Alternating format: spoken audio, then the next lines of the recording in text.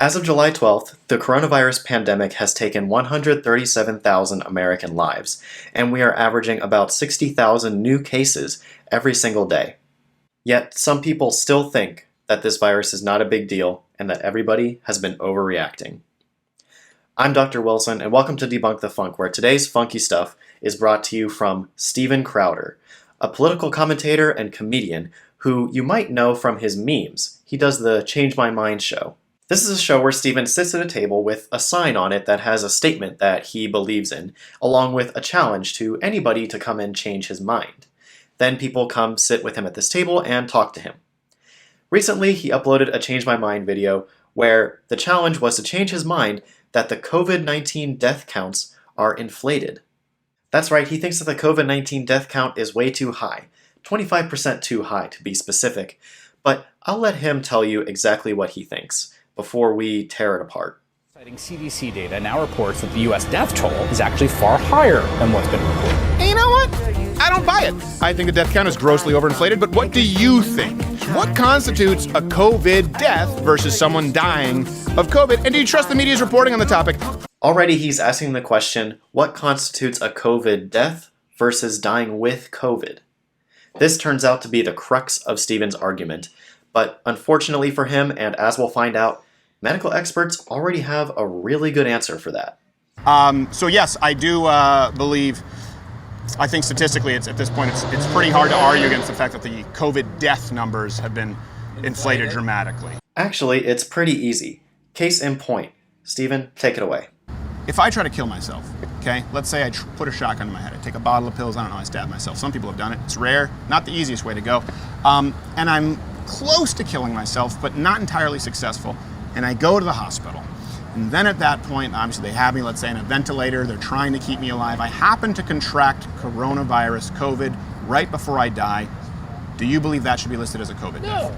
It is. That's an exact case in Michigan. Well, it shouldn't be. It is not.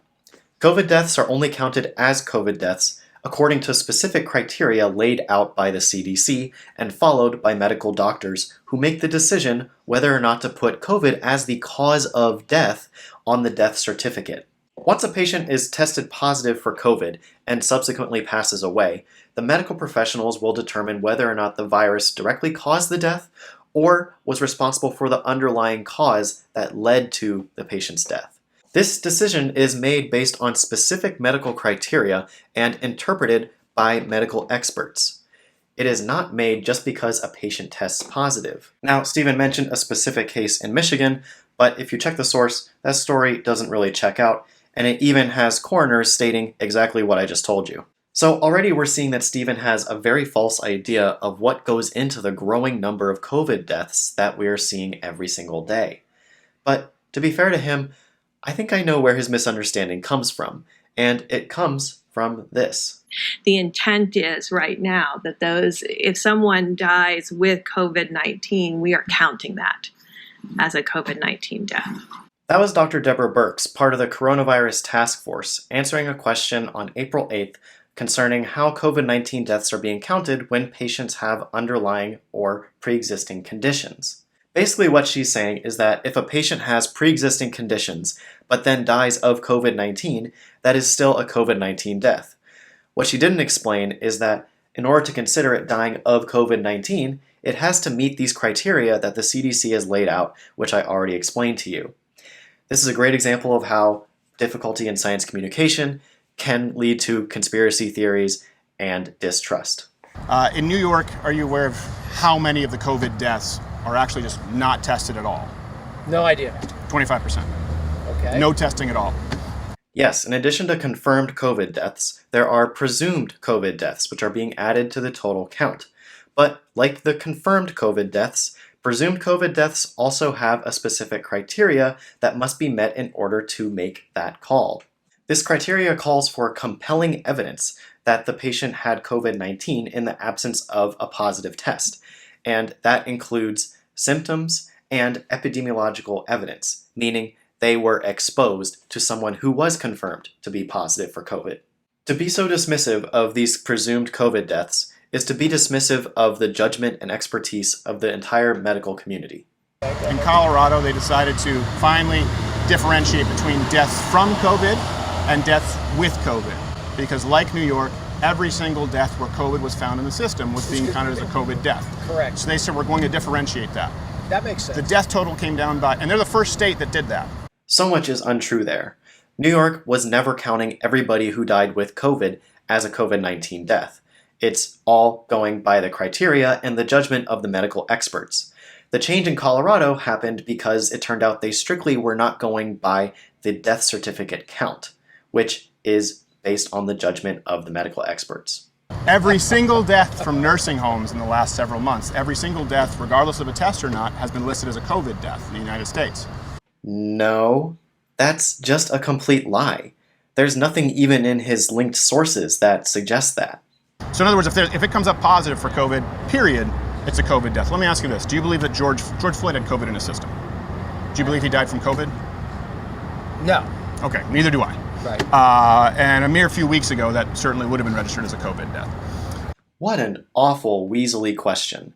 George Floyd's death was not even counted as a COVID-19 death. How can he say this? But here in Texas, actually, a good example. Are you aware of the first COVID death in Texas? No. First COVID death was a 97-year-old who already had an underlying condition. I've been trying to search high and low for the underlying condition. Can't get access to it anywhere. I would list maybe underlying condition that he's 97. That could be one of the confounding factors there. And here we see Stephen's true colors. He would have you believe that this virus is no big deal and that we're all overreacting to it because it's only going to kill old people who are just going to die anyway. If that old man, that 97-year-old man, got to live 3 more years, 2 more years, or even a few more months if it hadn't been for COVID, and had that time with his loved ones, that means a lot. I'm actually saying it's worse than that, in that there are definitive cases where doctors, health professionals know that the death is not the direct cause of COVID, and they list it as COVID anyway. For all of the reasons that I've been explaining, there is absolutely no evidence that these kinds of events are common. And with no evidence, Stephen's argument falls apart. And it was interesting to me because when I was looking it up, trying to find the worst flu season in the last 2 decades, this was me doing research, I saw a number keep coming up, 85,000 deaths from the flu. Turned out the number was 62,000. And the reason for that was because they revised that number and said, actually, these people weren't really dying from the flu, they happen to have flu in their system. Right. We're not doing that with COVID. Oh boy. Just wait until Stephen finds out that most of those flu deaths do not have a positive lab test result to go with it. Yes, that's right, a big number of those flu deaths are accurate estimates based on intricate mathematical models that take into account all sorts of things. That's why the official count of flu deaths for a given season can change over a year after that season has already happened. It's because these calculations take time. This science takes time. And we're not doing that yet with COVID because the pandemic is still ongoing. Now, flu, if you look at a flu season, it typically goes from fall to spring. Right. And then it resets. That's how you determine. October to the end of March and it resets. Right. Some years they'll go to April if it's still severe, depending on the curve. It depends where you live. Why right now is the ticker when you watch CNN still going with the same season, even though we're coming up in July soon? The reason that flu deaths reset every year is because it's a new strain of virus that's circulating every season, causing death and illness. That's why you have to get a flu shot every single year. It's not the same virus. COVID-19 is caused by one virus. It's a singular pandemic that is still ongoing. Why would we treat it like the flu?